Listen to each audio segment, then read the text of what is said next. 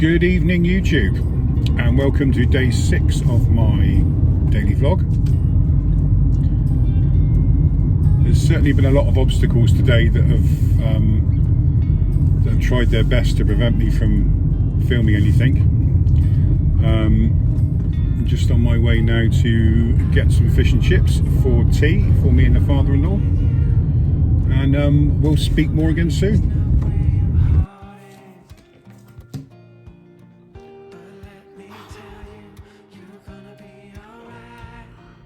So let's talk a little bit more about obstacles. Those little or big things that get in the way of day-to-day life, especially when you really want to do something, or you plan to go somewhere. Something will always come up to try and prevent you from doing so. One good example, it's only a little thing. The other night I was processing the vlog and I was uploading it to YouTube, and my computer crashed 4 times, and it took nearly 2 hours just to get the video to process to go up to YouTube. So that was an obstacle that almost made me feel like saying, stuff it, I ain't doing this no more, it's too much hassle. But I persevered and I kept resetting the computer, tried tweaking some settings, and in the end we got there. So it just proves it can be done. Now, there's a very good book about overcoming obstacles in life, and especially in creative circles, and it's called The War of Art by Stephen Pressfield. I'll try and link it to an Amazon link below.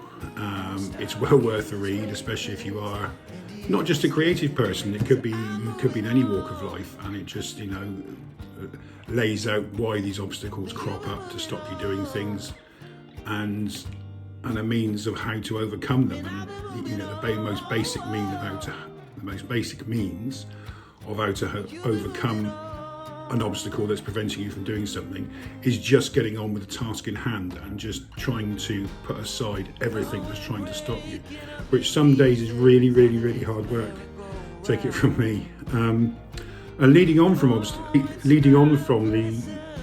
subject of obstacles, I want to talk tonight a little bit about a book that I'm reading at the moment that I mentioned last night, called The Salt Path by Raina Wynn, and it tells the story of, again, her and her husband's walk around the Southwest Coast Path. Now, the book begins with Raina and her husband Moth being evicted from their farmhouse in Wales. So they've lost their home, they've lost all of their savings in court costs trying to save their home, and they've got a few possessions left, so they just took it upon themselves to just do this massive walk, which is, again, an incredible feat of overcoming an obstacle. When you've got absolutely nothing going for you, yet you can still do that one thing that you really want to do. Again, I'll try and link the book below if I can. My technical ability is getting better with YouTube, thanks to Scott Hewish. Okay, so getting back to the Salt Path, they commenced the journey from Minehead, from the statue I showed you last night, and Raina's husband is very poorly. He's got a really catastrophic neurological disease that is basically slowly killing him. And even despite that, and they're both no spring chickens, they're both sort of my age, in their 50s, and to undertake an effort of that magnitude, especially when your partner is mortally ill, is just incredible. I highly advise anybody who's listening to this to read it or to listen to it on Audible. It is a literally fantastic read, and it's well recommended. It's not a wish, it's a promise. It's a different kind of lonely. It's a different kind of sad.